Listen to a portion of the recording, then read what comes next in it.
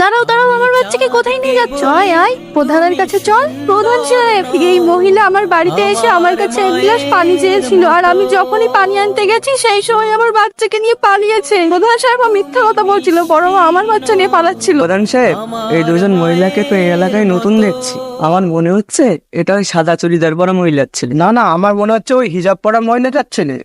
এই বাচ্চাটাকে নাও আর ওই রোদের মধ্যে বসিয়ে দাও। বাচ্চাটা কান্না করলেও কেউ ওকে ওঠাবে না, আর যে ওঠাবে সে কঠিন শাস্তি পাবে।